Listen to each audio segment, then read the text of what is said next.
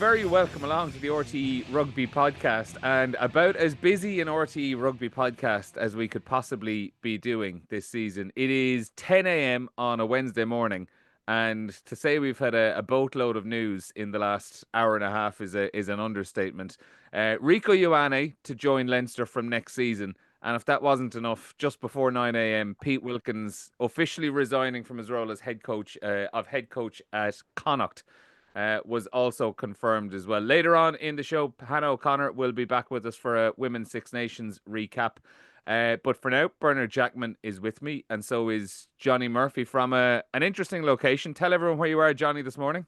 Yeah, I'm in the sales ring in Tattersall, so I've been here the last 2 days just at the Craven Breeze Up sale. So busy couple of days, but not sure whether you can see it. So yeah, so nice to do it here while it's quiet. So hopefully I don't get kicked out before the end of it. So you're off buying horses, Bernard. You're on your way to buy cattle this morning. Yeah, I'm on my way to Castle Island. I pulled into the Castle Troy. Must do something in Newbridge College. But Johnny's in the richer sport. I wouldn't say that. Look, we won't talk about cattle or horses. We'll talk about Rieko Ioane and all matters rugby.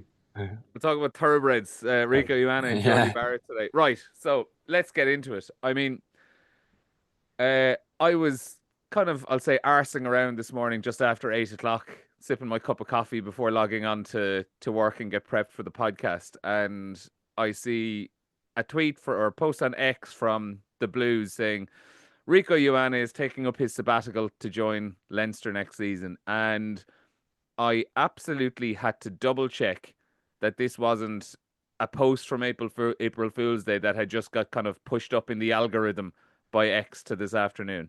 I'd say 3 or 4 times I had to double check that this was the actual Blues X account that I was looking at. I cross-referenced it with Instagram where they had another post. And just to make sure, because Leinster hadn't even announced it, I had to send Marcus Abukala, the Leinster communications man, a text just to say, this is legit, isn't it? And he confirmed it. What a shock to wake up to on a Wednesday morning, Bernard.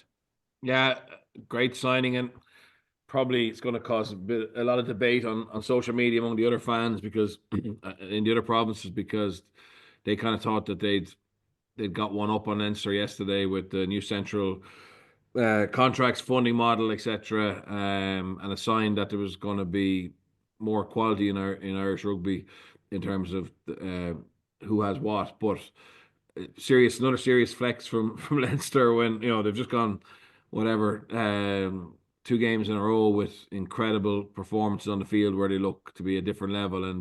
And we all knew Jordie Barrett was going back, and then to be able to sign another All Black who's also in the peak of his powers in terms of age profile. It's another sabbatical deal, and yeah, big world star. It's a big marketing coup, but it's also he's a player who I think will give them something different, very different than Barrett. Barrett is kind of the all-around player, whereas I would say Ioane is power, pace, kind of X factor. And yeah, who wouldn't want someone like him in their team? I was only talking to someone the other day about the quality of non-Irish foreign players across the Premiership and the URC, take away South Africa, the home URC nations.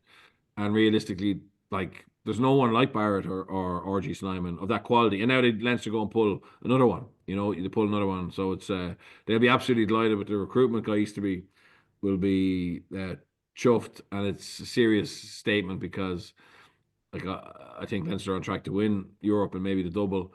And they're not going to get any weaker with someone like him come in. And Johnny, it isn't a shock in the sense that Leinster are signing a massive player, because we saw it last year. Obviously, there was the Jordie Barrett thing and RG Snyman and Slimani. And I think we've kind of accepted the fact that when Leinster are going to be going after their foreign signings now, they are going to be going after the marquee players rather than taking the cheaper options. But it's just the fact as well that it's Rieko Ioane, the man who has all this history with Johnny Sexton from the World Cup and playing up to the Irish fans at the Aviva Stadium last year, like essentially public enemy number 1 from an Irish rugby standpoint. Like this is an incredible plot twist. Yeah, he was the pantomime villain, coming up to Christmas, and yeah, to be able to sign someone of his quality is just brilliant. It's incredible for Leinster, for their fans, but someone like him with his quality, when he'll get into the environment, he'll be unbelievable, and all of that adds to it. It adds to, I suppose, nearly, for the want of a better word, the trolling that Leinster are doing towards nearly the RFU and the other fans, like the timing of it, the day after the release yesterday from the RFU.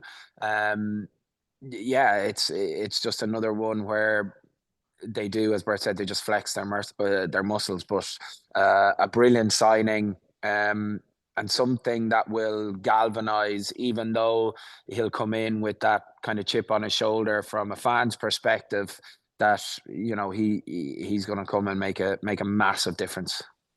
The scary thing as well, Bernard, is you go from Jordie Barrett onto Rieko Ioane. Now, if Rieko comes next season and does really, really well again, and lives up to what Jordie Barrett is kind of doing this season, are we getting to a point then when the sabbaticals are a fairly common thing for the All Black Stars? Are we getting to a point then when word starts going around the changing room is that, you know what? Never mind Japan. Leinster's the place to go to spend your 6 months, because you get to play in one of the best club teams in the world. You're not getting Japan money, but you're getting fairly well paid. Word of mouth, I imagine, is a very important thing when it comes to recruitment in professional rugby. No, 100%, and also just that relationship with the NZRU. Where there's that trust. You look after Rieko Ioane well. You've looked after Jordie Barrett well. They know they don't need to keep minding them. Yeah, they're minded here. It's a good environment here. Japan, the benefit of Japan is obviously the fact they play so few games, but there's lots of stories of incredibly intense and long training sessions over there. It's certainly it wouldn't be unheard of to have 3.5 hour, 4 hour training sessions on their feet. So that's something that, from a performance point of view, you wouldn't really want your players to be exposed to. I know the Boks tend to go to Japan and it doesn't affect them, but just in general, the load management would be a lot better over here. Or sorry, more aligned to what New Zealand would see as the best way to look after players. So I think that's it. The trust of being able to go and negotiate with the NZRU, and the more you do it, and the fact if the players enjoy it, which I think Barrett obviously has, hopefully Rieko will, and then it could be something that happens on a regular basis. But I would say this shouldn't just be exclusive to Leinster. This should be what the other 4 provinces, if they have the financial power, should be able to do. Because the beauty of a sabbatical or a 6-month or 7-month deal is effectively, what's the point paying Jordie Barrett for preseason? What's the point paying him for September, October?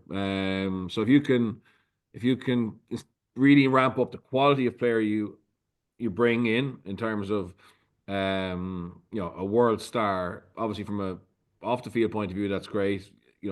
Kids, fans can go see someone play in the green at Connacht who's a current All Black or Springbok or Wallaby.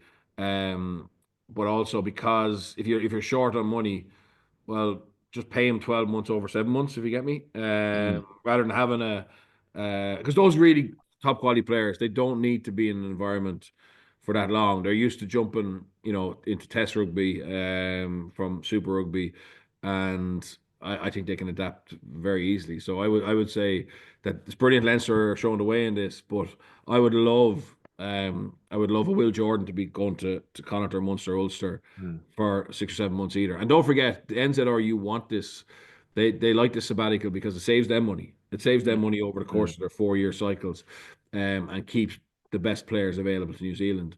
So yeah, hopefully this can be start of something that Leinster obviously are leading the way in, but it can go to the other provinces. And obviously the funding model yesterday, the changes that we're seeing in that. I'm going to jump forward here, Neil, in terms of that 40% of the central contracts now have to be paid by the province. I think the press release says that money that's saved has been earmarked for player development. But again, I would love to see if funds can be found to just try and give the other provinces a lift. Now, player development is really important. but realistically, the other provinces aren't going to see any benefits to that for 4 or 5 years in terms of in terms of Richie Murphy being able to win a European Cup game away to Bordeaux. It's probably going to be 4 or 5 years before the new funding and the player development changes or investment helps. But like, that's a long time in pro sport. So again, I'm really fascinated to see what else David Humphreys is going to bring in to help the other provinces.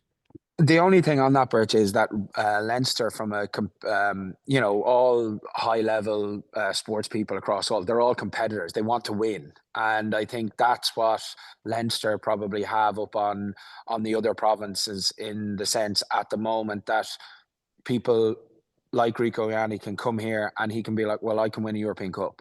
Like, they have the squad that on paper is going to be in not just a semi-final, but a final more or less every year.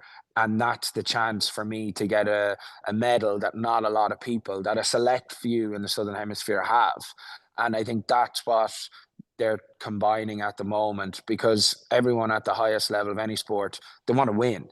And the opportunity to leave, come up here, enjoy something new, and win something that has a huge amount of kudos or notoriety. Where Japan, yes, look, you get extremely well paid, but does a Japan league have the notoriety of a European Cup? And I think that's also something that needs to, where someone going to Munster, there's a history there between all the All Blacks and New Zealanders that have been, and you look at it and go, well, Munster can be a semi-final side.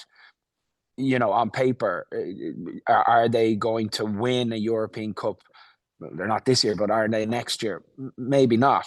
And Birch alludes to Birch's thing, 3-4 years down the line, how great would it be to see all these high-end New Zealand players that come in and give it what the likes of, Rua, Topoki, what Dougie, all those guys that have been there before, like Brad Thorne, all those guys. And, they all have medals in their pockets. There's not a lot of those medals down there. I do wonder, is Ian Costello getting onto Clayton McMillan saying, and any idea, does Damien McKenzie have any sabbaticals coming up in his contract? I know they've Jack Crowley already, but I mean, you can put McKenzie in at fullback or something like that. That is an important point though, Johnny, about like the attractiveness of Leinster, that you're coming over and you're instantly going into a title challenging team, and you're giving yourself the opportunity to win giving yourself an opportunity to win one of the biggest competitions in club rugby.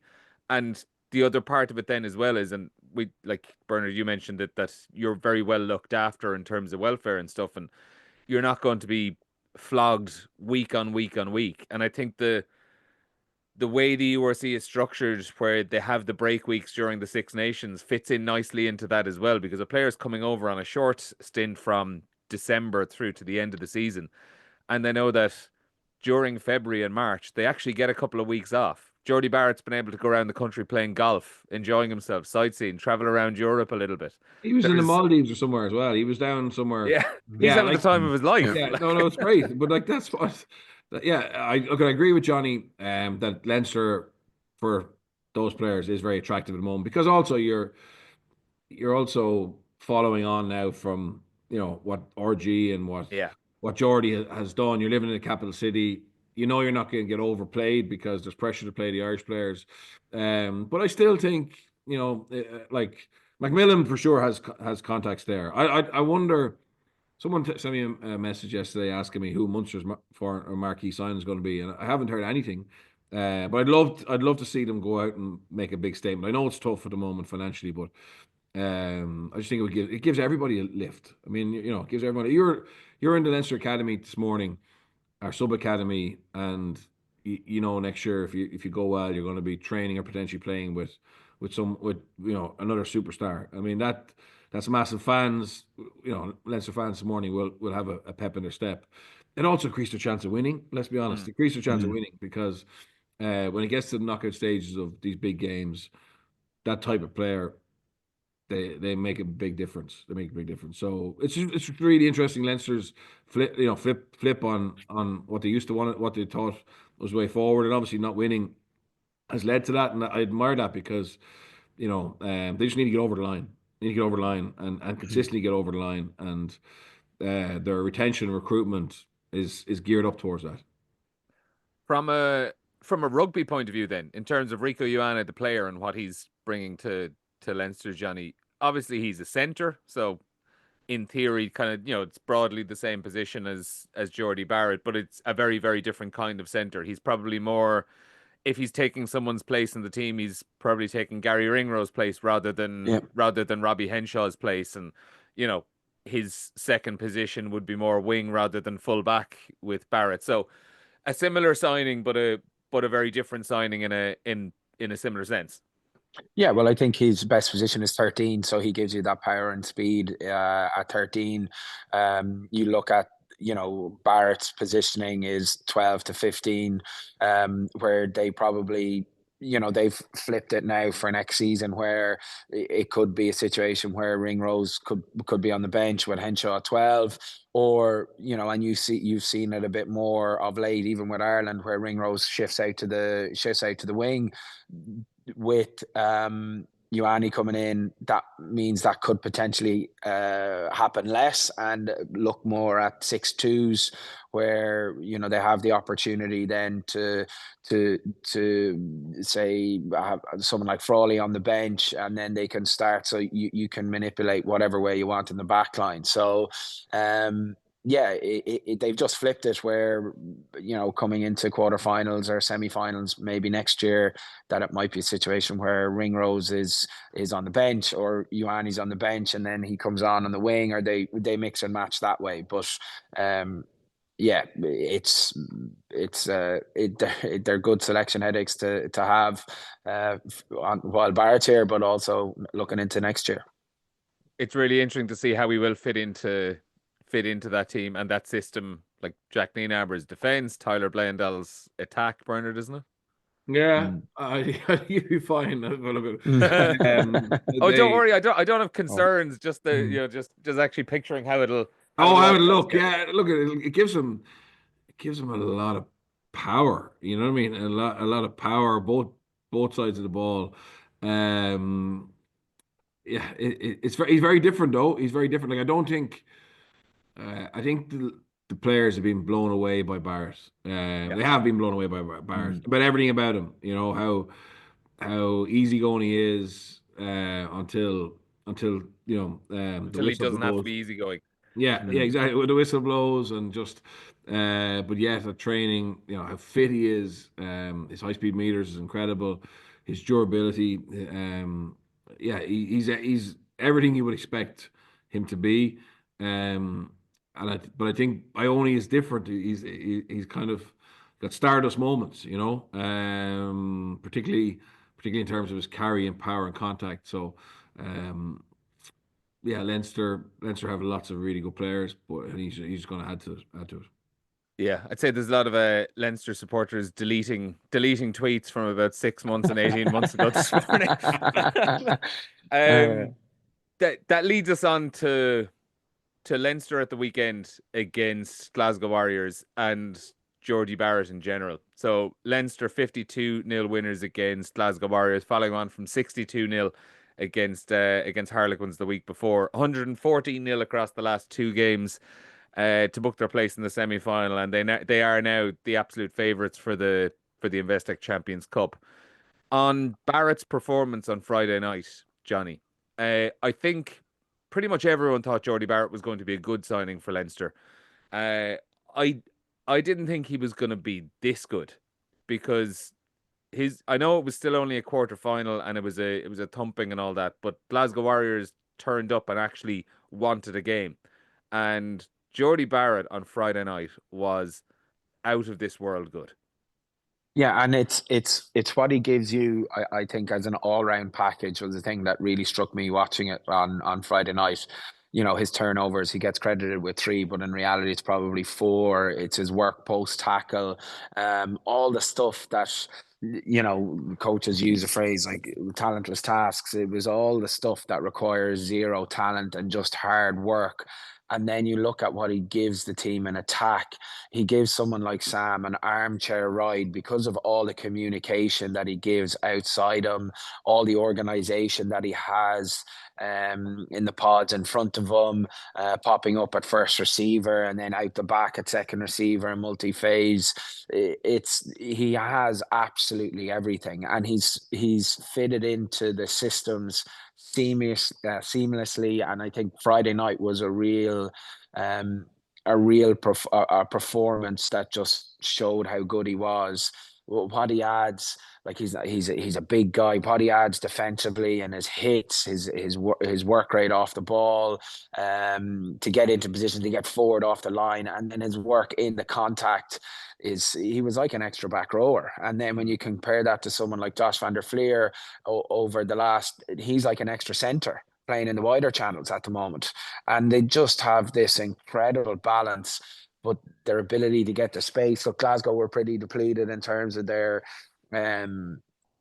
the players that they've been missing, but as you say, they did come to play. But the defense has just been astronomical, and they have D leaders across the board. And their attack is really starting to click. Okay, they haven't been up against much last 2 weeks, but it was incredible to watch, and it was really, really enjoyable to see what he brings, both defensively from an attack perspective, but then really interesting to watch what he brings from a D perspective, which he wouldn't have necessarily been, they wouldn't have been shouting from the rooftops all the time. And Bernard, like we spoke about this last week before the game, and we were talking about the fact that a few years ago, Glasgow Warriors came over to Dublin for a URC quarterfinal and got the doors blown off them, and they never even showed up really. They threw in the towel early on, and that was that. And we criticised Harlequins for kind of phoning in a performance in Croke Park the week before.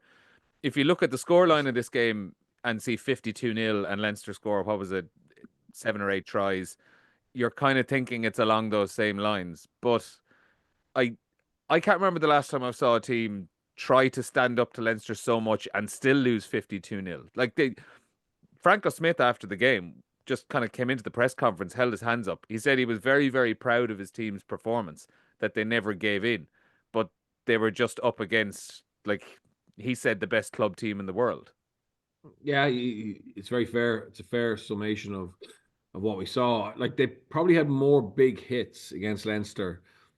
They did show good intent, but yes, there was a difference in class. And this is one of the better sides in the URC. It's a side who, would have aspirations around Champions Cup at some stage.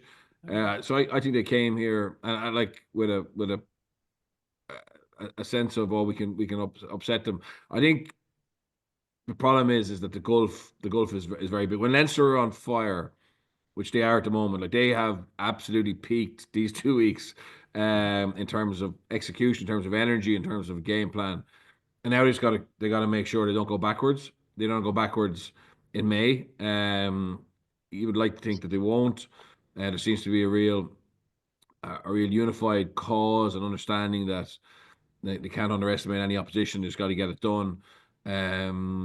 But the quality of rugby they played the last 2 weeks, both attack and defence, is phenomenal. And with looking at the other quarterfinals, and I know teams will improve as the weather gets better and all that stuff, but there's no one in form at the moment who's within 10 points of them. Like the Toulon-Toulouse game was fascinating. There were 2 evenly matched sides, 2 teams set up tactically differently, but neither of them were at the intensity that Leinster have brought, and ruthless. Like 30 points up, still defending like they're trying to hold on to win by a point. Not just on their own goal line, all areas of the field. There's actually no real shift. There's no real shift. 60 yards out or 10 yards out, they're defending with the same intensity, which isn't common. When you watch rugby games. Teams are a lot softer further up the field. Leinster have no obvious soft edge to their game. That's a big element of what we've been talking about for a good chunk of this season, was that Leinster's attack wasn't necessarily firing like it used to. And I think the common wisdom would have been that they have to exert so much energy on defense that they they're almost kind of using their attack as an opportunity to catch their breath a little bit. And that was the kind of theory doing the rounds at the time. But Johnny, the last couple of weeks have shown that, I don't know, maybe the fitness has improved considerably or something, because they are looking just as aggressive and bullish when they have the ball in their hands now as they do in defence. 114-0 across the last two games. And if you throw in the last half hour of the Sharks game, it's coming up on 190 minutes since they conceded a point. That's 3 hours and 10 minutes. Yeah, it's absolute madness. I do think that there was going to be an acclimatization towards Liam Barr's defensive structure in terms of what physically the toll that takes on you to be kind of all in all the time and double down on line breaks and keep bringing your energy and then your energy in the contact. But that will also help.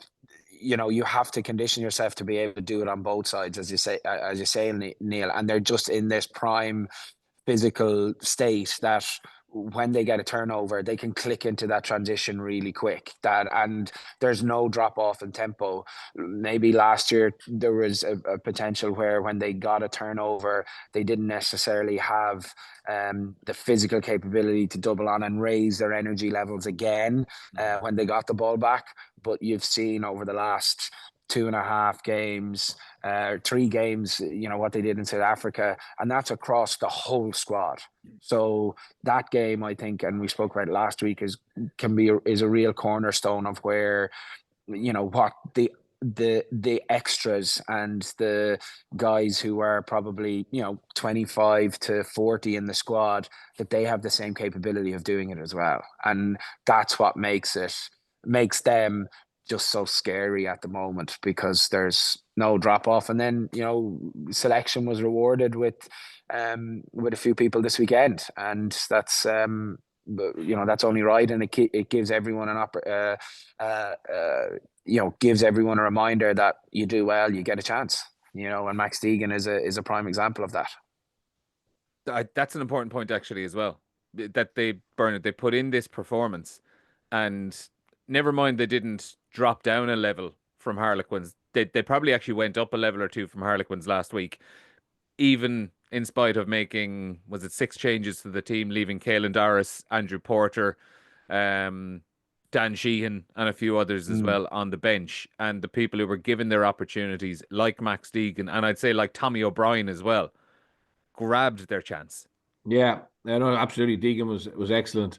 And it was fitting because I thought he led the team really well against the Sharks. And you have to reward that, as hard as it is to manage game time in knockout rugby, when you have players of the quality of Doris, etc., available to you. I thought it was a really good sign, and will improve and keep that whole squad morale, that the dirt trackers will get rewarded. And him and Tommy O'Brien in particular were excellent. I think Tommy O'Brien has a cracking chance of forcing his way in there. If I was Jimmy O'Brien or Jordan Larmour or Jamie Osborne, I would see him now as a genuine threat to my opportunity to play in the semi-final or the final. Bern, we've been talking about speed since that France game, the out and out speed, and he has out and out speed. He's out and out speed, and he can whack too. Like, he can hit people. Like, he, like, he's not just quick. Like, he's powerful. Like, he can whack lads. Yeah, no, he has he has something. He's very competitive. He's a absolute competitor, and that's probably why he's had so many knocks, because he only knows one way, and that's 100 miles an hour. But again, players who played with him and trained with him, they think he is tipped to go a long way. And it's just a very competitive area. Obviously, James Lowe is nailed down, but Tommy O'Brien, if he can stay fit, has a role to play at the end of the season. Yeah, really, really determined character. I interviewed him before Christmas when he was just coming back from his latest injury setback, and he was talking about how he only felt that a really bullish and confident guy. You know, he was talking about the fact that he feels that he only like if he gets a consistent run of games in a Leinster team, he's good enough to be breaking into an Ireland squad. And he's saying this before he'd even played a game of Champions Cup rugby. He forked out his own money to go over to, I think it was Qatar last summer, off the back of a recommendation from Johnny Sexton to meet a doctor about his ongoing hamstring problems and trying to get that corrected and stuff. So a seriously determined guy. It'll be interesting to see how the rest of his season pans out. We will move on from Leinster because, as I mentioned, we had some other big breaking news just before 9 o'clock this morning. Probably something we had been expecting for a little while, Bernard, but Pete Wilkins has stepped down with immediate effect as head coach of Connacht. The statement in from the province this morning, Wilkins says, "It's with a heavy heart I'm announcing my departure from Connacht Rugby, the club and province that I've been so proud to call home for the last 8 years. During this season, I've been having some very open and honest discussions about my future at the club, although incredibly privileged to have been given the responsibility of leading the rugby programme here. The longer I've spent in the role, the further away I've found myself from the aspects of coaching, not only that I most enjoy, but also that allow me to contribute most effectively to the team." So the background, obviously, he had been on sick leave for the last 4 games, so maybe 4 or 5 weeks. Connacht had been without him. Cully Tucker had been leading the management team. He'll be interim coach until the end of the season. So, Bernard, it wasn't necessarily a surprising development, but a disappointing way, I suppose, for things to end for Wilkins at Connacht, because he has given them great service for 8 years and was a top defence coach working under Andy Friend. Yeah, 8 years is a long time. Obviously, he came from Edinburgh. He was formerly the Queensland Reds. Good coach, good communicator. And I think, to be honest, the last 6 or 7 weeks when he's been missing, and Connacht's performances during that time, I think shows it's all not Pete Wilkins' fault. You know, like the team are no better. I think that probably there hasn't even been a bounce really. You know, sometimes when there's a new voice, it'll be really interesting how they go on a South African tour. I think for Pete Wilkins, you know, his statement's very clear. Wants to get back kind of hands-on coaching and less of the less back in tracksuit. tracksuit. The track exactly, which he is like highly regarded by the Connacht players there. So I think from a Connacht point of view now, obviously to firm up what the coaching staff looks like pretty soon. Obviously, Billy Millard's coming back to Galway via, you know, he was in Connacht before, was in Cardiff, was in Harlequins. He's head of performance. Does he now go and decide, you know, what that coaching staff looks like? Does Collie Tucker get a chance to be head coach? Obviously, he's doing it at the moment, and probably the next couple of weeks will have a big say in terms of that.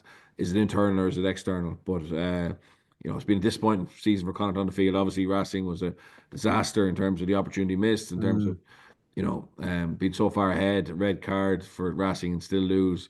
So they got to make sure that next season is better. And getting the right coaching staff and the right organizational structure is going to be absolutely critical for that. So it's tough on Pete, but we know that's pro coaching, and from an Irish province point of view, you know, Munster went out and got Clayton McMillan, which we think is a phenomenal signing, and hopefully Connacht can reorganise in a similar way, that they have a real pep in them step coming back into pre-season, and the players see next season as being a lot better on the field.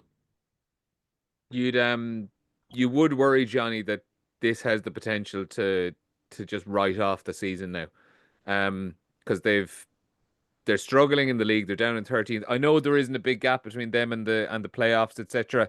But the list of games they have, the injuries they've picked up off the back of that Racing game, the fact that it was such a deflating exit in the Challenge Cup, having been in such a strong position, 21-5 ahead against a Racing team that had a red card. Everything about this season just feels deflating now at this stage, and I don't know what you think. I would have fears maybe that this season could just fizzle out entirely. Yeah, it can. Of course it can, but I think it's over to the players to internally kind of, circle the wagons and get going after something. As you say, they still have something to play for. They have a playoff spot, um, and I think that's once they have that card, they have to try and chase it. I suppose, particularly post Christmas, Saturday evening was very much like what their season has been all year. They play some brilliant rugby at times, and then they just they don't control momentum in any way, shape, or form. They let teams back in, and they get back going again. And to be in that position with 14 men, and then to be in the position with 13 men the last whatever 7 to kind of get that score, and then not really get after it in the last 90 seconds, 2 minutes. It's they just kind of lack a small bit of I don't know whether it's maybe a small bit of leadership on or off the pitch at the moment, and they need to just try and get back together and get doing what they're good at. But there are definitely green shoots there, in terms of performances and snippets in games that they can build on. But they need to try and make sure, as you say, that this season they do have performances that just don't fizzle out, and they try and put those 5, 6, 7 minute blocks, get them to 10 minutes, get them to 12, 15, and try and build their way into the season and hopefully squeak a playoff spot for them. Because there is a huge amount to still play for, as difficult as it's going to be, but they do have a shot. Yeah, that performance against Racing, it was almost as if you took their entire season and bottled it into 180 minutes. Yeah. It just kind of summed it all up. Bernard, as Johnny said, like the green shoots are their attack is as sharp as it's ever been. But the problem is if they're scoring 40 points, the opposition are scoring more than 40 points inevitably. But would you be concerned that obviously with Mark Sexton leaving next season, they might not have that attacking spark, or does that stay with the team after the attack coach has left? Is it as much the players as it is the coach? No, I think the coach has a big influence on us, Yeah. and all the players are very positive about Mark's influence. But to be fair, I think you have to give credit to Wilkins in that he embraced that too. And Connacht were set up to be an attacking team.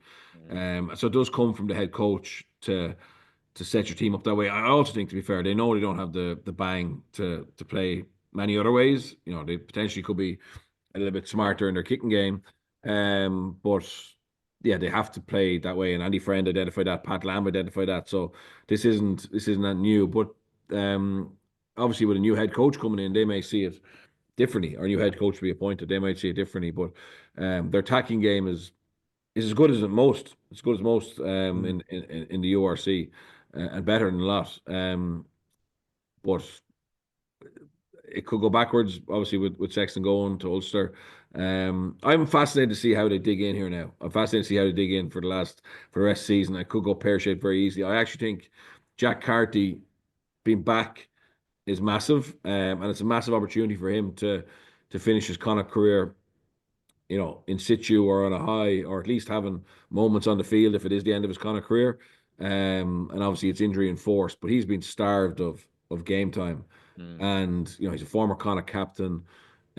He's a point to prove, and if he can galvanize this group, who for lots of reasons cut down tools, to actually not and go and get something out of the South African tour, and obviously then they've got a couple difficult games to go. But if they could get something out of the South African tour, even in terms of performance, it would show a lot about their character and their spirit and their fight. So I think the next couple of weeks are going to be very interesting, in terms of what this team are made of. Yeah, they've got a busy few weeks ahead of them, and the first of those games, as you say, excuse me, away to the Stormers this Saturday afternoon. That's live on RT2 and RTÉ Player. On Munster, then it's rare Munster are so far down on the news agenda, but that's been the kind of morning it has been. Champions Cup campaign over, Bernard, and it's it's the old failings again. It was I know it wasn't just the line-out, but so much of Saturday's 47-29 defeat to Bordeaux comes down to the line-out. 9 line-outs in total lost over the course of the game. I know you were in Cork as well ahead of the Ireland women's game, and I found it fascinating to watch. Just over an hour before the teams were, or just over an hour before kickoff, when the teams were just having a little stroll around the pitch, even before the warm-ups. They were obviously showing the Munster match on the big screen at Virgin Media Park, and Alex Codling was just standing down at the far end of the pitch, right in front of the screen, on his phone at times, probably trying to put out a few fires along the way. It was a tough sight to watch as Munster season kind of unravelled.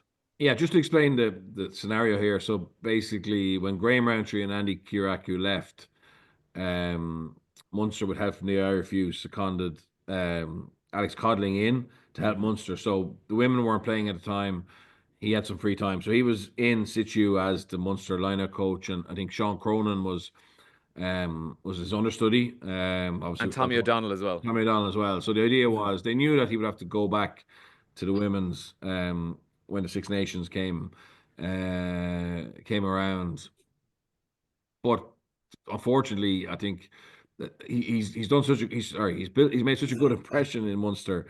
I think they want to continue that relationship. I think he's certainly got the players and the coaches believing in his method. So he, on his day off last week and maybe the week before, he was back with Munster putting together a plan.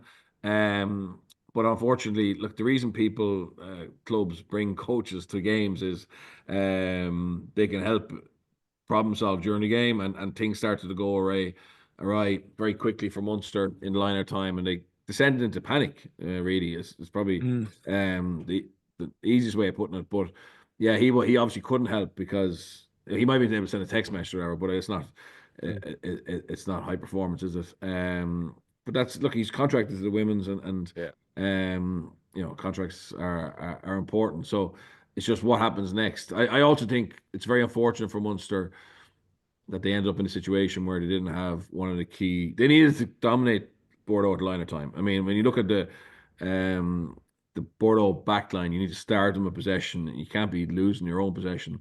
And that wasn't the only part of the game, but it was a significant part. So obviously now the challenge for Ian Costello and Munster Rugby is to make sure this never happens again, or doesn't happen for a long time, and that they have their coaching staff fully in place. And I think obviously Clayton McMillan is a forwards coach, but my understanding is that they would love to have Clayton McMillan and Alex Codling as part of their coaching staff next year, and the year after, whatever, long term.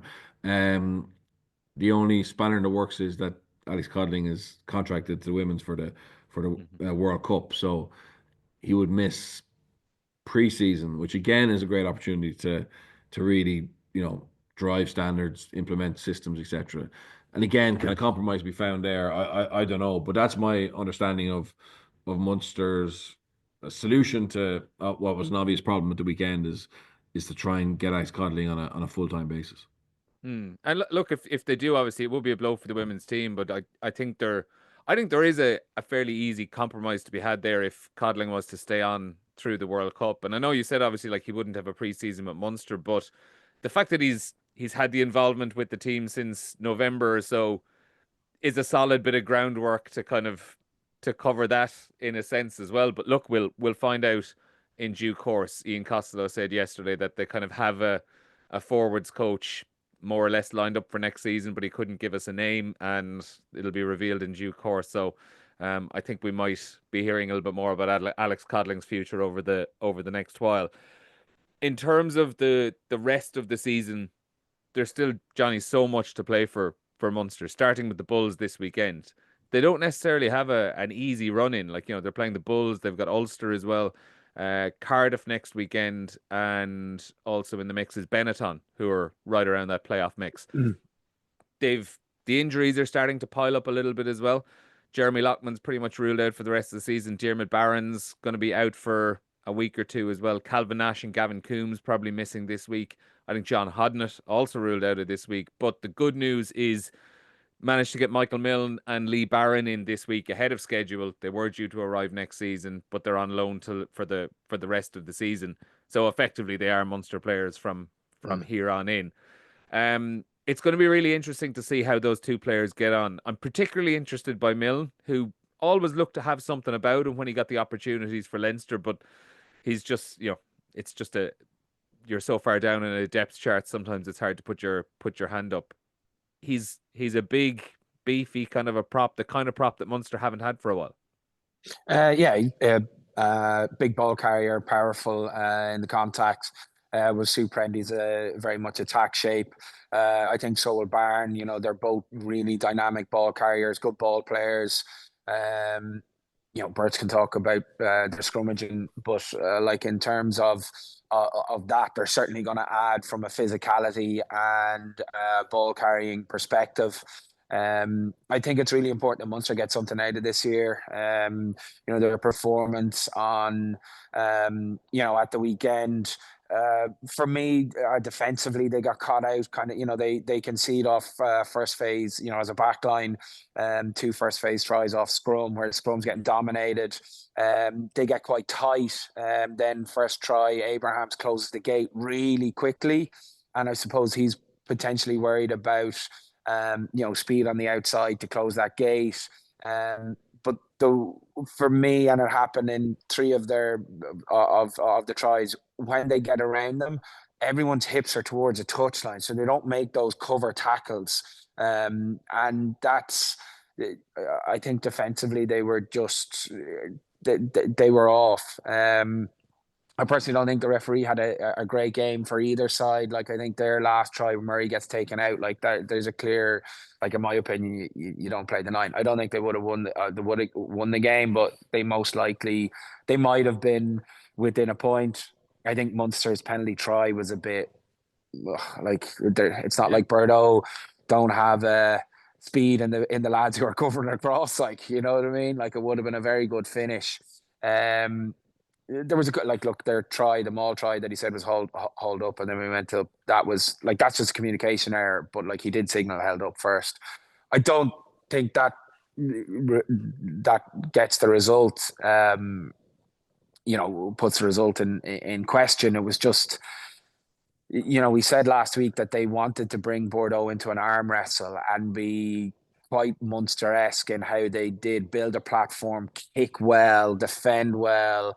And they just never got an opportunity to, they worked so hard to get themselves back in the game, and then they just, discipline kills them. They're within, I think, they're within 11 points, and then there's 2 yellow cards, 5 minutes. They've an opportunity to get 14. To get back in within 7, where you're 5 minutes. They're like, all right, here we go. Now's the chance. And they end that 5-minute period with 2 yellow cards of their own, and they're 18 points, or they're nearly out of sight. But I think it's really important that Munster, for the lads that are leaving, Pete and Murr and those guys, I think it's really important that there is a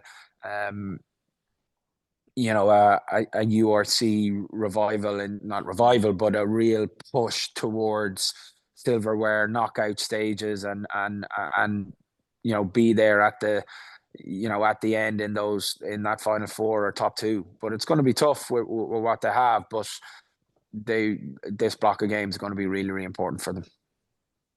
What do you think? What do you think's the bare minimum, Bernard? Is a semi-final something they should really be not expecting in an arrogant sense, but anything less than that, would that be a disappointing season?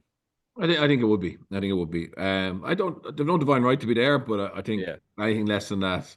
But that has to be the standard as such. That's standard, and I think you can kind of accept that, given the season they've had, change of coach, more injuries, a bit of a disappointment, obviously getting blown away to a certain extent. I think they got blown away. I know you could blame the line out, and it was a big factor in it, but I think there's a gulf in class at the moment between Munster and Bordeaux, Munster and Toulouse, Munster and Leinster. Munster Toulon potentially. You know, the La Rochelle result was an amazing day, but La Rochelle weren't real contenders this year for Europe. They obviously have a great record over the last couple of years, but they weren't this year. It would have been a miracle if Rog could have got them back to that level, given how their form is. So, if Munster get to the semi-final, which I think they will, but it's all now about next year and you know, new coach, hopefully some new signings. Barron and Mill, it's brilliant that they're getting down there now. Yeah. I think I'm very excited by Barron. Barron in particular. I think if he gets a run of games, um, I think he can be as good, if not better, than Gus McCarthy. And I think he'll benefit so much if he becomes number one for Munster, that you'll really see how good he is. Whereas obviously Gus will be sharing the game time, you'd imagine, with Dan and Ronan. So I admire his decision to go down there. I love the fact he's getting to go down there now, because he probably wasn't going to get much game time for Leinster or any, and he gets a chance hopefully to lead Munster to something, a special end of season, which they're capable of, but they need everything right. They need everything right, whereas some of the other teams have just a bit more than them at the moment, and that's the part, that's the stage of the cycle that Munster are at the moment. He's tall as well, Lee Barron. So your kind of mind is instantly drawing comparisons to Dan Sheehan, as you know, as ludicrous as that kind of is. But you just see that ranginess and the height on him, and you kind of instantly think, kind of like a player that moves in the same way as someone like he has loads about him. Honestly, I think they'll be really delighted with that signing in 6 months' time. Good stuff. Right. Well, we are pretty much just about out of time. I've been just having one quick little scan on social media there to see, did we miss any gigantic announcement in the last 45 minutes or so. But I think we're covered, and we can save it till next week if we do. Plenty of rugby coming up on RTÉ over the next few days. Wales and Ireland in the Women's Six Nations on Sunday, and a double header of URC on Saturday on RT2 and RT Player. Stormers, Connacht and Munster Bulls. That's it for this part of the podcast, but I will be talking in just a couple of seconds to Hannah O'Connor on the Women's Six Nations.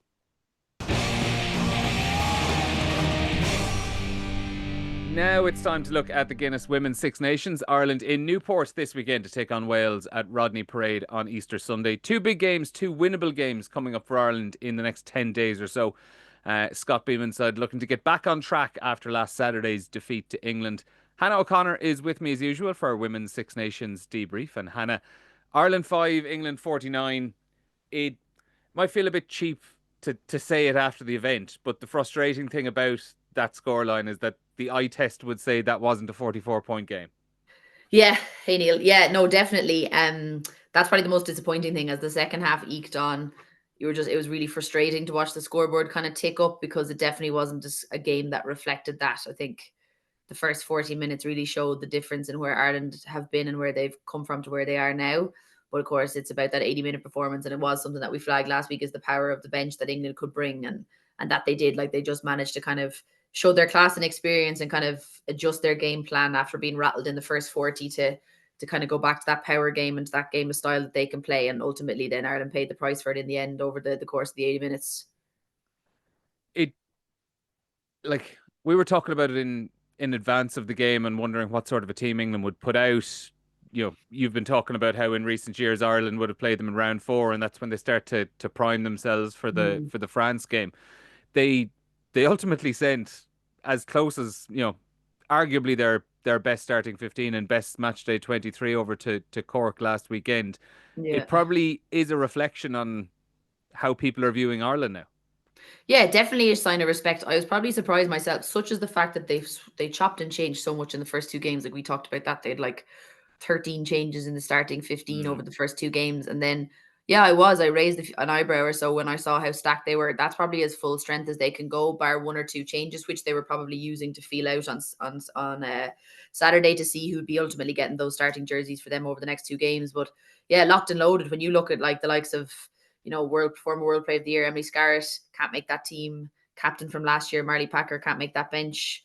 You look at the likes of Maddie Fayanati, who was the player of the match there a couple of weeks ago. She's on the bench. So yeah, serious amount of caps. I don't know what they'd accumulate. You're definitely talking probably into the hundreds in terms of caps from that bench compared to, you know, what Ireland are bringing, maybe in a little less experience off their bench. So yeah, it's very tough to compete with that. But definitely a sign of, as you said, sign of respect, and that they were willing to bring that much of a team over and not taking any chances coming to Cork. I can tell you on the caps here. I took it down last week doing preparation.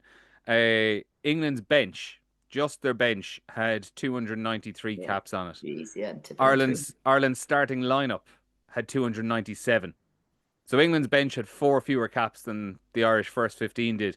Their starting team, England, had 719, plus the 293 on the bench. So the matchday 23 in excess of 1,100 caps is, up, isn't it? It's just staggering, and it's a long time before an Ireland can get up to that level in terms of caps, and it just shows the difference, I suppose, between the teams. On one of the, I suppose that the great moment of the day was Emily Costigan's try, and look, I know ultimately it didn't really matter in the grand scheme of the result, but in terms of a moment down in Musgrave Park on Saturday afternoon, that was just a brilliant moment, because you could see initially they make a little bit of a mess of the line out, and you're kind of going, oh, is that an opportunity gone away?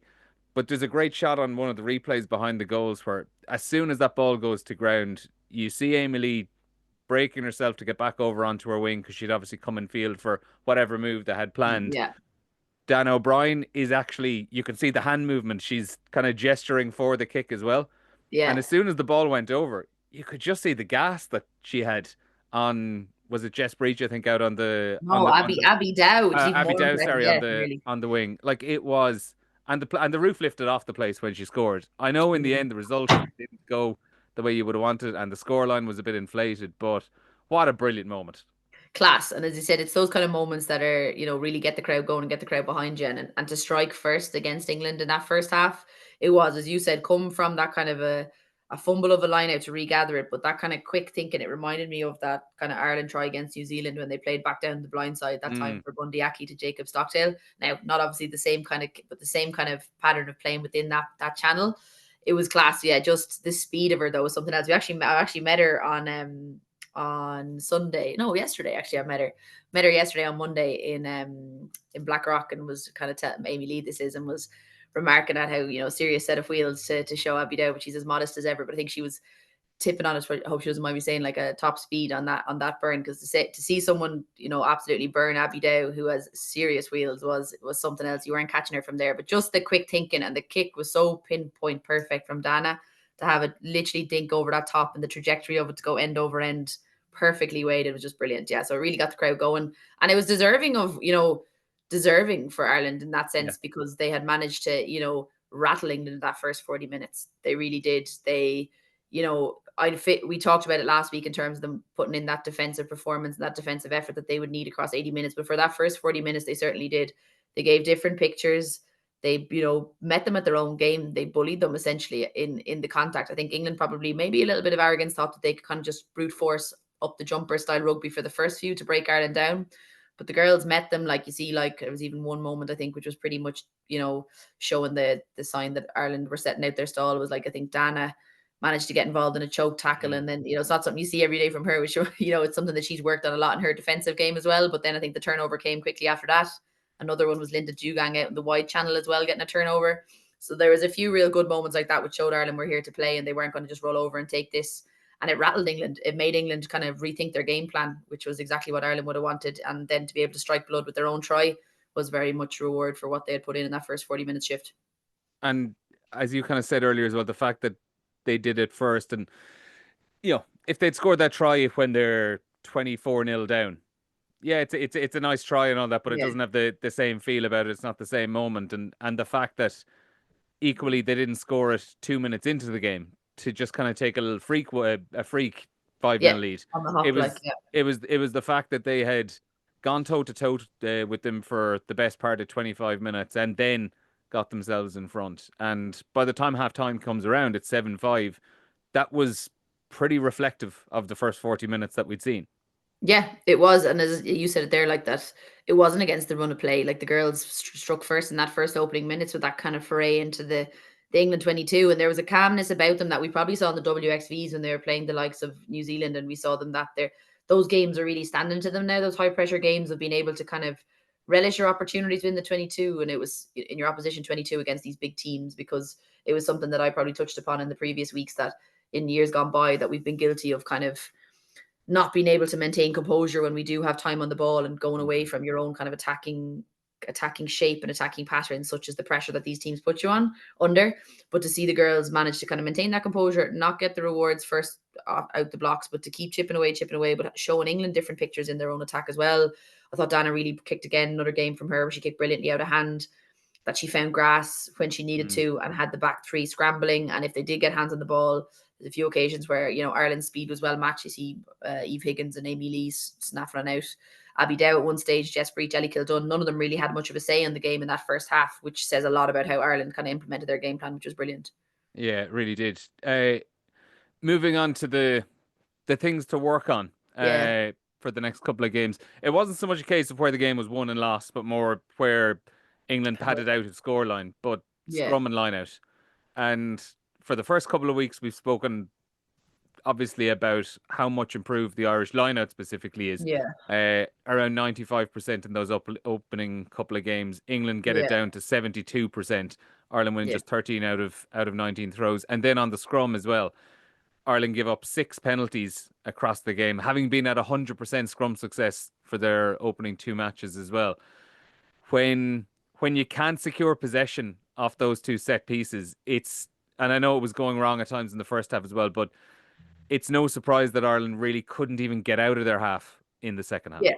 You know yourself, and no matter what level of game you play in, whether it's Division 4 or it's international rugby, like, it's so, you can't live in a game. You can't expect to live in a game and build phases, build pressure when you can't win set piece. And unfortunately, like, probably the most frustrating part, you know, the weather seemed, you know, relatively okay down there. The wind kicks up a bit down in Cork, but like not compared to what the girls would have been used to and used to training in, etc. But from the scrum point of view, is probably the most frustrating part, because over the years gone by, even knowing that there was an incredible mismatch of power, it's somewhere where the girls, where we felt over the previous years that we could really go after England. That there was areas of Bodderman's game, there was areas of Sarah Byrne's game, even Maud Murr's game, where, you know, you felt that you could get at England and create those good pictures for the referee to kind of swing things in your favor. But unfortunately, it just wasn't to be on the day. I'm not a kind of a guru of the front row, so I won't even try to kind of comprehend what was happening there. But like, you're racking up those penalties, and then the sucker punch was not only were you not getting momentum, but to have then Niamh O'Dowd go off on a yellow card was a double whammy, and it was the real swinger and kind of the 14 points in those 10 minutes as well. Yeah, it's killer. Like, so, and like, it's not her fault either. Like, it's a collective thing as to how that's fixed. Is like, do you make the sub before that, but then you risk losing what Niamh O'Dowd brings around the pitch. So it's a very difficult thing. But when you, as you said, when you can't, like, when it gets, your line out gets back down to 72%, you're very uneasy, you're very rattled.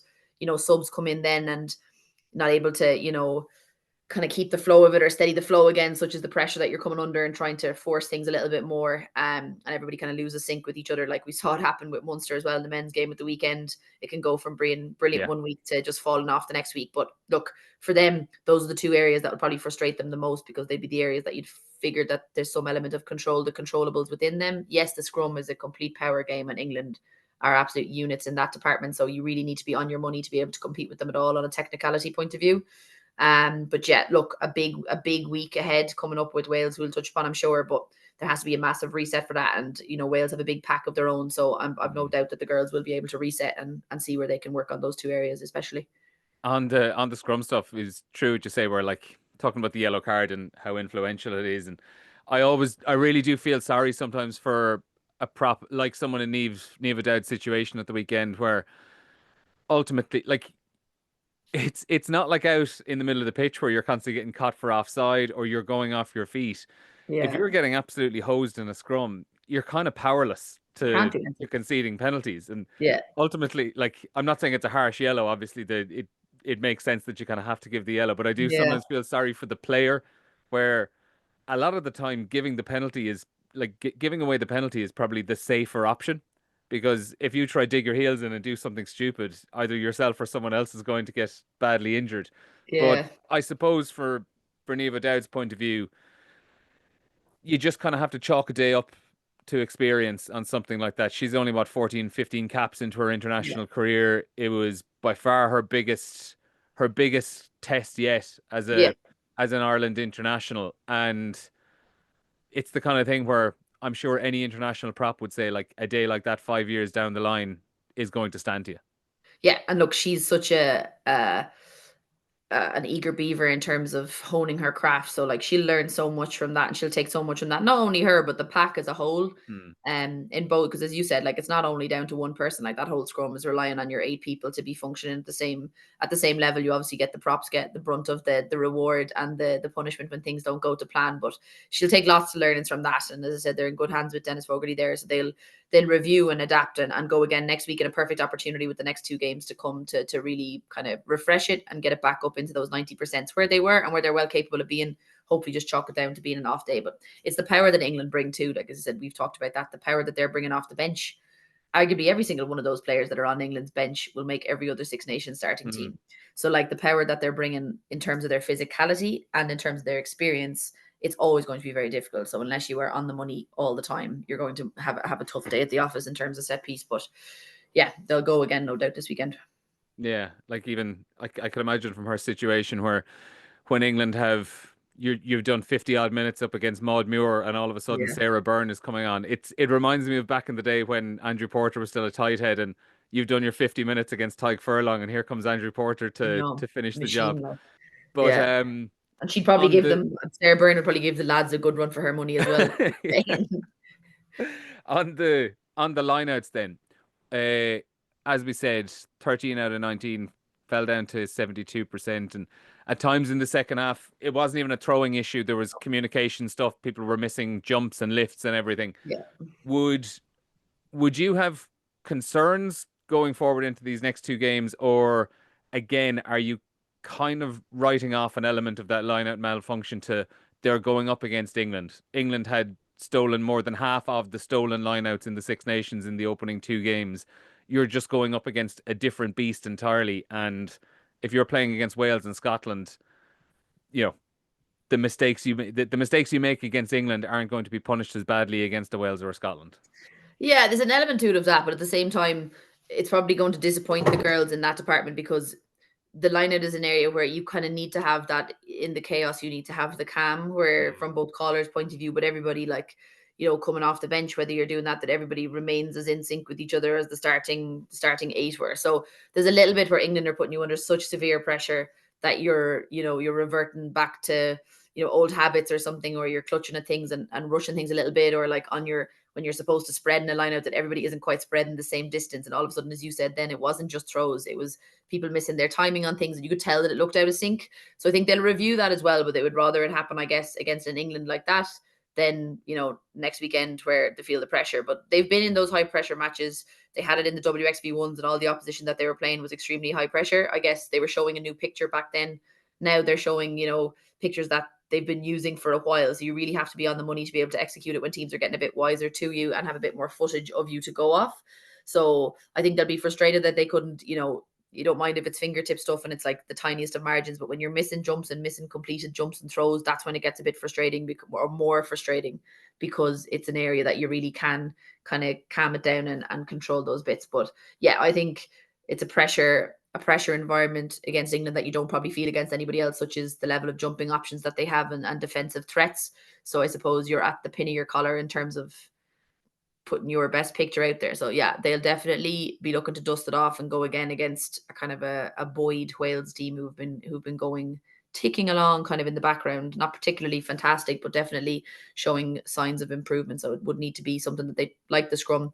And I back them to do it. They've done it before, and the girls will do it again to turn it around quickly and to reset the page on that as well. Just one last point on the lineouts.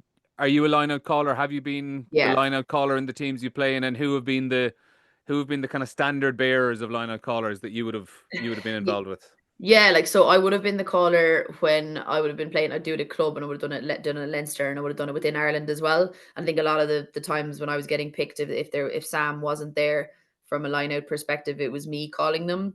But I think that's something that they've tried, and it's for the right reasons, that you do want as many people to be able to call as possible for various reasons, that it gives you a different perspective on where you are in the line-out, that you're not overly reliant on being a front jumper or a back jumper, especially in international rugby. You kind of need to be able to slot in everywhere. So I think within the camp, from what I've heard from the girls, I know Dorothy Wall was was their kind of main caller at the moment, and she's taken on that and has got good experience of that over the last while. I think Fiona Chute does a bit of calling as well, and obviously on the pitch then Ruth Campbell was on for the latter stage of that match, so she would have. So it's something that they will all be put in that under that pressure cog of doing, and it's good to do it, because until you do it against an opposition as good as England, or until you do it in matches, it's different doing it in training when you know each other's calls, etc. So yeah, it's a tricky skill to do, and it only kind of comes with practice. And I suppose the standard bearers, like when I came in initially to Ireland camp, like I worked with Aoife McDermott, she called a lot as well. Nicola Friday called a lot. So you're kind of working in sync with each other as best as possible, that even if you're not calling them, you're working closely with the line-out caller to be very much singing off the same hymn sheet, and kind of getting everybody their confidence through that collective buy-in. The positives, and I think the positives far outweighed the negatives on Saturday. That first 45 minutes in England's last 4 games, they had a bonus point racked up by half time, and it took them 35 minutes to break Ireland down last weekend. There was a real defiance about the attitude that Ireland came in with, that was very impressive, where we've seen it time and time again with teams against England, where the fact that they're playing England just overawes teams, and it's happened with Ireland in the past as well. But there seemed to be a real defiance in that Irish group at the weekend, that no matter what way the game ends up, or no matter what the scoreline is at the end, that they wouldn't go out there and be bullied. And I know England pulled away with tries in the second half, and that probably comes down to a bit of the tiredness from the efforts of the first 45 minutes. But from an attitude point of view and a belief, there was a real bullishness about the way they went about it. Yeah, and look, I mentioned it last week. It's England. At the end of the day, you are never going to need getting up, and we always tend to probably get up for it more than they do, or feel the rivalry more than they do. So I think, there was definitely, I heard Aoife Wafer talking about it in media as well, of how, she'd love that kind of element of riling England up or frustrating them that first 40 minutes and getting in a bit of a push and a shove match. And I think the post-match media here in England kind of a bit of a puffing of the cheeks, and realizing that they were in a bit of an arm wrestle there for the first 40 minutes. And like, that's the difference, I think, in performances over the last, even if you take the last 2 years, for example, probably the year previously to last year, obviously, or when we were last over in England and Leicester, we were 10-0 down at halftime, which made it seem like it was a game, but we were surviving in that game on a defensive kind of a mass defensive holding on for dear life. Whereas this was the first time in a great number of years that you could feel that an Ireland team were going out to give England a right crack and to punch back as good as they got. So for 45 minutes, as you said, Ireland were doing that. And it's just a case now of, yes, that gap is closing. It's not perfect. We knew it wasn't going to be perfect, but it's taken all the positives from those first 45, 50 minutes and realizing that we're in this now and we're growing in the right direction. And as cliche as it sounds, that yes, those green shoots of, the progress that's being made, it's not going to be an overnight thing. As you said, those vast number of caps that England have on their bench alone is going to take time for Ireland to, get up to that speed and get people that experience. And it's only, like you said, the likes of the scrum, the likes of a line-out, the likes of those high-pressure environments against these top-tier teams in the world will only come through experience. So Ireland will be taking it as a positive. They'll be looking to put, again, that 80-minute performance into a team like Wales, where they will feel that they are a much better team on paper than Wales, are going much better over the last number of weeks and the last kind of year or so than Wales. So it's a case of bouncing back quick enough to show that last week was a dip, and bounce back to the way they had shown the previous week against Italy to show that that's the norm. But that bar has been set now against the likes of those teams that are not the Englands and the Frances, that has to keep to be maintained. So I'm sure the girls will be looking to get back to winning ways on Sunday as well. Yeah, I think that's what makes the next 2 weeks really, really interesting now, that there's almost, you can almost condense the England game and these 2 matches now into this one little block as a mini World Cup pool stage. Yeah. Where it's 3 weeks, one weekend after the other. 2 wins ultimately is probably the target to come away with. Sort of like it would be at the World Cup as well. It would, you'd be qualifying off the back of that for a quarter final. But the difference between this week and last week is that this week they're going away from home to a plucky enough Wales team that have kind of shown some sparks without producing that full performance yet. But the pressure is on Ireland to deliver, and that's what's really going to be interesting to see. We got a glimpse of it obviously against Italy, where they went out, started brilliantly, and pulled off an excellent win. But the difference between a good Six Nations campaign and a kind of indifferent Six Nations campaign is going to be what happens over the next 2 weeks. Yeah, you're only as good as your last performance. And like the last few years, everyone would have been building themselves up for, that second last week was always England. So like you had just one more week to go and kind of then drive on for another week of another top performance. But now, as you said, it's 3 big weeks together. It's England in these 2 matches. I think you're probably right. I think there will be an element where the girls will treat it as that kind of mini World Cup feel to it to get a feel. But it's how the bodies recover. It's how quickly they can turn the page now, which I don't doubt that they will turn the page pretty quickly. But as you said, it's a plucky Wales side who, under Sean Lynn, who's had little to no time with them pre-tournament, they are showing signs of kind of turning a little page themselves as well, of having been kind of in the depths of it in terms of performances. And they have a lot of experience in their team. They kind of have the same heads that you'd be used to seeing out kind of the last number of years. They're getting a few players back from injury, like Kelsey Jones in the front row there as well. Gwen Crabb is also back in the second row over the last few games. So that's experience that they're getting back. So hopefully Ireland have made it through the England kind of battle relatively unscathed and have a full kind of quota to pick from, because I know they were missing Adele McMahon and Enya Breen for the England game. So look, if it gives other people opportunities, but the main thing being, as you said, if they can't turn the page and put up another performance like they did against Italy into the same kind of emphatic nature of putting their stamp on a game away from home again, which they're well capable of doing, it also looks as because it was a flash in the pan for the Italy game. So they will be wanting to back it up and to show that last week against England was a blip for that 35 minutes or whatever that England managed to steamroll us a little bit. But yeah, I don't back that the girls will be able to turn that page, but it'll be a tricky place to go. Wales away from home is not easy, so it'll be a really, really good challenge for the girls. Where are the areas that Wales are most dangerous? Like as I said, Sean Lynn is a very shrewd operator. Like he comes with good caliber there of what he's done with Gloucester over the last number of years. It's a little bit of an unknown quantity to them because you don't really know it. It's like Ireland last year when you get a new coach in, you don't really know the style or what he's going to try and hone in on. I think he'll play to their strengths. They have a big pack. That brute force that they do try to power on with is, their scrum can be a weapon for them. So Ireland will need to really fix those little tweaks that are there, especially when you have a referee who look at those patterns from week 1 to week 2. So you don't want to be painting that picture and giving the referee an easy job. So yeah, it's that unknown. They have a lot of firepower similar to Ireland in the back 3 with Jazz Joyce Butchers there, who brings a serious amount of speed. So Ireland will need to be on their game. As I said, Wales, no more than any team when they're playing at home, they are buoyed by that. I think the fact that this is Newport as well, isn't it? So it's a new pitch, new location. It always kind of gives a fresh feel to it. No more than Ireland going between Belfast and Cork. They'll be buoyed by that. So it's just being ready for that kind of ferocity that Wales will bring and being up to it a week after such a big match. Final question. Give us a prediction. Yeah, I'm going to say Ireland. I'm going to say Ireland will win by at least 1 score. That's what I'm going to say. I think it would be maybe a bit closer with both teams feeling a bit battered after the week previously against France and England. But yeah, I'm going to give it to Ireland by a score.